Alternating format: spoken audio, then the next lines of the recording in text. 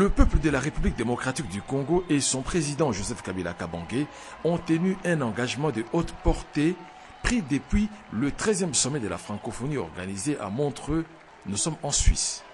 Sur la voie de la révolution de la modernité et sous le leadership de son chef de l'État, la République démocratique du Congo va réunir toutes les ressources humaines, matérielles et financières pour réussir ces paris que beaucoup redoutaient, à savoir la tenue à Kinshasa du 12 au 14 octobre du 14e sommet de pays ayant en commun l'usage de la langue française. D'où la mobilisation à Kinshasa de chefs d'État et de gouvernement ainsi que d'experts du monde francophone à cette grande messe qui insistait sur le thème « Enjeux environnementaux et économiques face à la gouvernance mondiale ». Au-delà de cette question majeure, les 53 États membres de plein droit tiennent à l'intangibilité des territoires de la République démocratique du Congo et du Mali, car la francophonie est un espace de paix.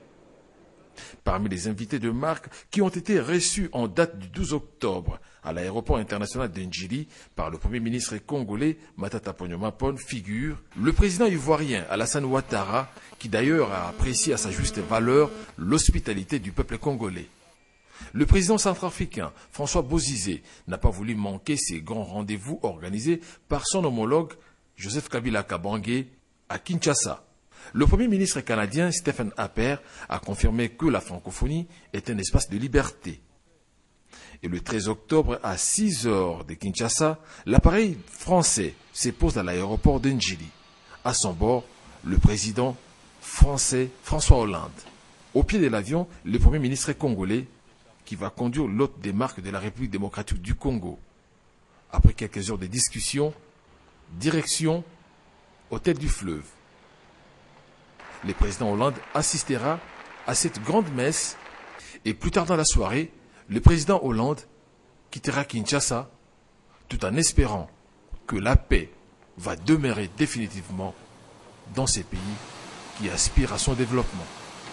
En marge du sommet de la francophonie, plusieurs activités ont été présidées par le Premier ministre. Il ne sera jamais oublié Patrice Emery Lumumba pour sa lutte en faveur de l'indépendance de l'Afrique noire et plus particulièrement de la République démocratique du Congo. Sa mémoire a une fois de plus été saluée par le président tunisien. Accompagné du Premier ministre congolais Matata Ponyo Mapon, Moussef Marzouki va fouler le sol de la résidence du héros national ce dimanche 14 octobre 2012. Le numéro 1 tunisien sera accueilli par les deux fils Lumumba, François et Patrice. D'abord des explications édifiantes sur cette grande figure de l'histoire congolaise ainsi que les circonstances de son assassinat. Son bureau privé a également attiré l'attention de ses visiteurs de marque. S'en est alors suivi la rencontre avec la veuve Lumumba, Madame Pauline Opango. « Je suis le fils spirituel de Lumumba », a déclaré le président Moussef Marzouki, qui a remis un présent à la veuve. Et à travers cette salutation chaleureuse, le Premier ministre Matata a salué les prouesses et le sens patriotique élevé de celui qui occupa en premier l'hôtel du gouvernement. L'occasion pour le numéro 1 tunisien d'apporter son conseil au chef du gouvernement et de saluer l'icône congolais Patrice Emery Lumumba. Patrice Lumumba appartient à toute l'Afrique, appartient à l'humanité. Il a représenté, en tout cas pour ma génération, la volonté d'indépendance, la dignité, l'africanité, etc. Et donc il était tout à fait normal que moi qui suis l'un de ces élèves, de ces nombreux élèves dans le monde, et que je vienne ici rendre hommage à l'homme qui nous a tant inspiré. À vos côtés, un Premier ministre qui succède à Patrice Emery Lumumba, parmi tant d'autres. Oui. Peut-être un conseil en tant qu'Africain. De marcher sur les traces de ce grand homme qui était l'image de l'intégrité, du patriotisme, du don de soi, du sacrifice de soi. Je pense que c'est ça la leçon de Patrice Lumumba. Avec la première ministre canadienne reçue en audience ce dimanche 14 octobre, la francophonie, la coopération au développement et d'autres sujets de l'heure évoqués entre Matata Ponyo et Pauline Marois. Ce qui m'intéressait en particulier, c'est d'entendre le Premier ministre nous parler des réformes qu'il est en train de mettre en place et qui s'inscrivent dans la perspective de la démocratie, qui s'inscrivent dans la perspective de mieux servir et de mieux répondre aux besoins du peuple congolais. Double audience ce samedi 13 octobre 2012 à l'hôtel du gouvernement. D'abord, le ministre français des Affaires étrangères, Laurent Fabius, reçu par le Premier ministre Matata Ponyo Mapon. La situation à l'est de la République démocratique du Congo, les questions relatives au développement économique et celles liées à la démocratie ont été évoquées en tête-à-tête. Nous avons parlé de comment arrêter l'intervention des forces extérieures à l'est Kivu. Nous avons parlé du développement économique. Nous avons parlé de la coopération entre la France et la RDC. Et nous avons parlé des pas encore à faire pour la démocratie. Et j'ai trouvé que le Premier ministre était certainement quelqu'un qui voulait aller dans le bon sens. Un tableau artistique, l'œuvre d'un artiste congolais, a été remis au ministre français des Affaires étrangères par son homologue congolais. L'autre invité à la primature, c'est le vice-président de la Commission européenne. Antonio Tajani reste attaché à la paix et au développement économique de la République démocratique du Congo. Nous voulons développer les affaires et l'entretien était très positif. Nous sommes déjà en train de travailler pour signer, et j'espère très tôt, un mémorandum d'entente pour ce qui concerne les relations au niveau industriel, donc une présence plus forte des entreprises européennes chez vous, et aussi pour pouvoir d'organiser des joint ventures entre les entreprises congolaises et les entreprises européennes. Signalons qu'un déjeuner de travail réunissant plusieurs figures internationales de haute facture a été offert par le Premier ministre. L'occasion pour les membres de la communauté internationale de réaffirmer comme un seul homme la nécessité du retour de la paix, gage de développement de la République démocratique du Congo. Arrivé à Kinshasa dans le cadre du 14e sommet de la francophonie, le vice-premier ministre belge Didier Reynders a eu des échanges fructueux ce vendredi 12 octobre 2012 avec le premier ministre congolais Matata Ponyo Mapon. Une fois de plus, l'agression de la République démocratique du Congo par son voisin le Rwanda préoccupe au plus haut point le Royaume de Belgique et nécessite une réponse immédiate.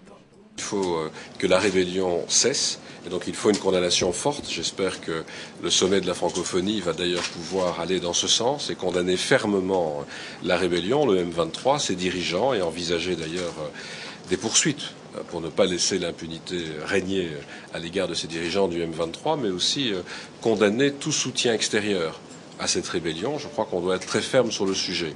Le chef du gouvernement, sous le leadership du président Kabila, tient au retour de la paix dans l'est du pays. La situation de rétablissement de la paix à l'est du pays constitue pour nous, pour le chef de l'État, pour le gouvernement et pour l'ensemble de la population une priorité des priorités. Et donc nous attendons de ce forum que, en tout cas, cette rébellion qui est considérée pour nous comme une force négative, que cet appui extérieur qui est aujourd'hui reconnu, y compris par la communauté internationale, soit totalement condamné. Didier Reynders reconnaît les efforts fournis par le pays de Joseph Kabila quant à son économie et son développement. Le participant à cette grande messe de pays ayant en commun la langue française pense au développement durable de cette organisation. La question du VIH-Sida, cette pandémie qui ne cesse de décimer des familles entières tout en accélérant la pauvreté, surtout dans le pays du Sud, a largement été passée au peigne fin par le Premier ministre Matata Ponyo et son hôte des marques Michel Sidibé. Le directeur exécutif de l'ONU-Sida pense qu'il y a des défis majeurs à relever. J'étais impressionné parce que le Premier ministre m'a dit que le développement n'était pas possible sans la santé, sans l'éducation, et que si on voulait vraiment transformer, créer de la croissance, il fallait nécessairement investir dans la santé. Et plus particulièrement, il était important pour ce pays de faire en sorte qu'il n'y ait plus d'enfants qui naissent avec le sida. Malheureusement, jusqu'à présent, la couverture est très faible. C'est l'une des couvertures les plus faibles et le Premier ministre m'a dit qu'il fera tout ce qu'il pouvait pour faire en sorte qu'avec le ministre de la Santé, on puisse accroître rapidement, bien sûr, les ressources qui sont mises à la disposition du ministère, mais surtout qu'on puisse créer un nouveau environnement pour accélérer la lutte contre la transmission de la mère à l'enfant, parce qu'on veut une génération sans sida en République démocratique du Congo. Le gouvernement des missions inscrit parmi ses priorités la lutte contre le sida.